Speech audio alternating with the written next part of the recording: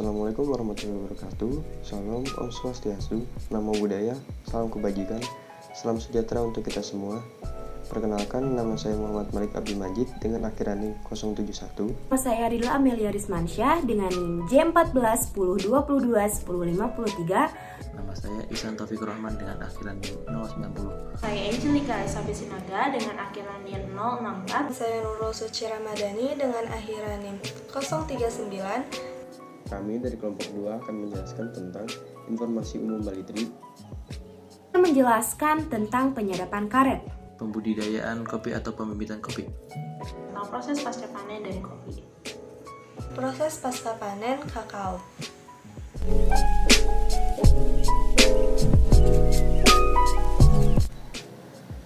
Balitri atau Balai Penelitian Tanaman Industri dan Penyegar yang terletak di Jalan Raya Pakuan Parung Kuda, Sukabumi, yang dibentuk berdasarkan SK Menteri Pertanian Nomor 65 garing Permentan garing OT titik 140 garing 10 garing 2011 tanggal 12 Oktober 2011 adalah hasil dari transformasi Balai Penelitian Tanaman, Rempah dan Aneka Tanaman Industri karena perubahan tanaman mandat.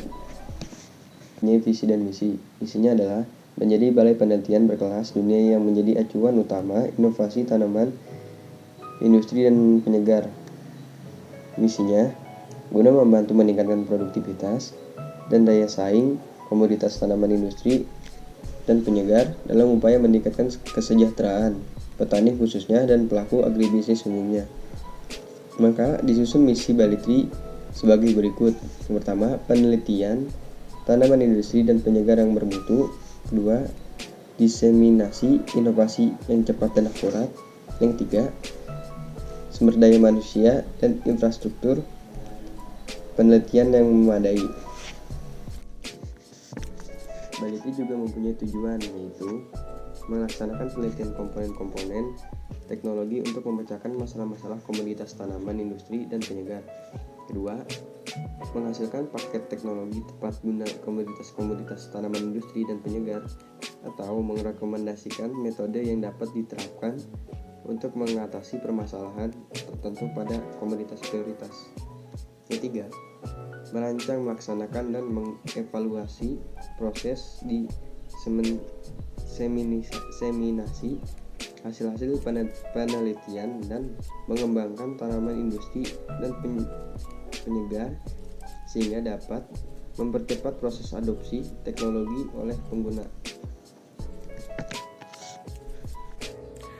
Penyadapan karet dilakukan dengan cara menyayat atau mengiris kulit batang dengan cara atau metode tertentu, dengan maksud untuk memperoleh getah atau lateks.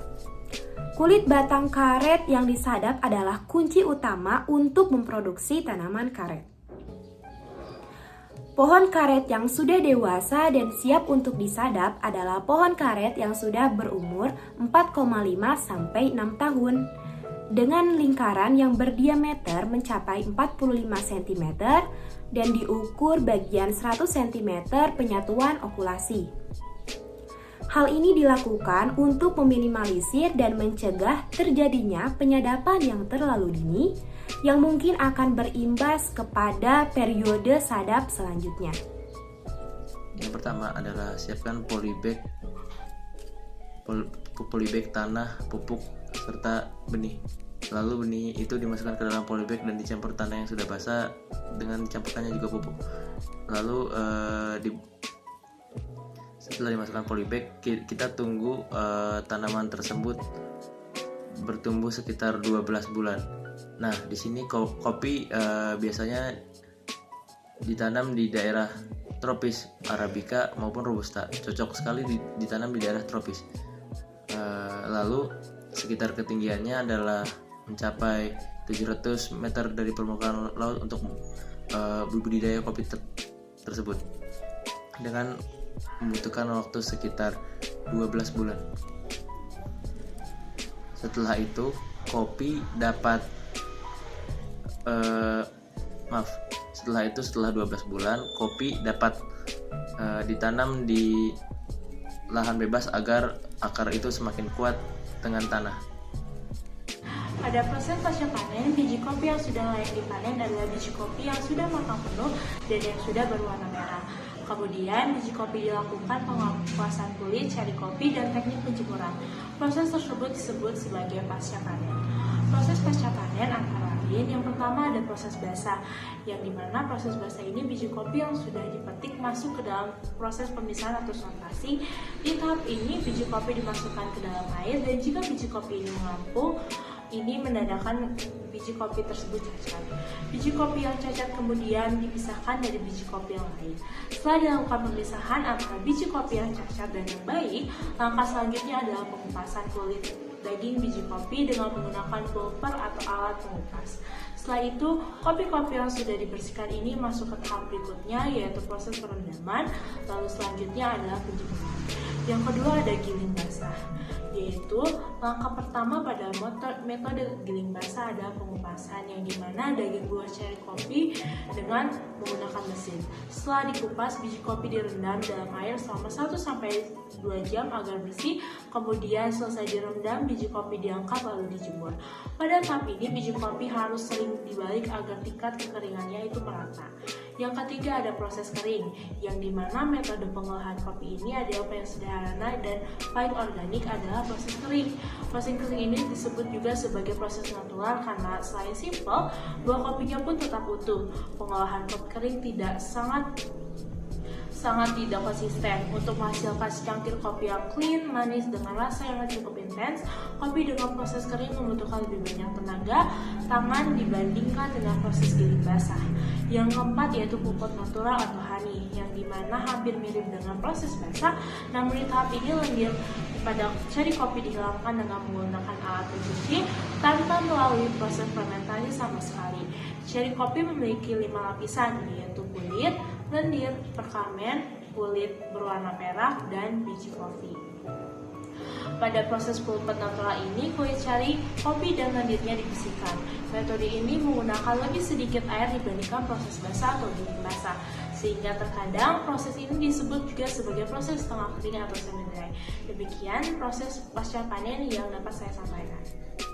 Proses pasca panen kakao. Proses pasca panen kakao meliputi yang pertama disortasi. Setelah disortasi, kakao dicuci hingga bersih dari lendir-lendir yang ada pada kakao, dan kemudian kakao difermentasi selama kurang lebih 7 hari. Nah, setelah difermentasi selama kurang lebih 7 hari, kakao dikeringkan selama kurang lebih 3 minggu agar kakao benar-benar kering.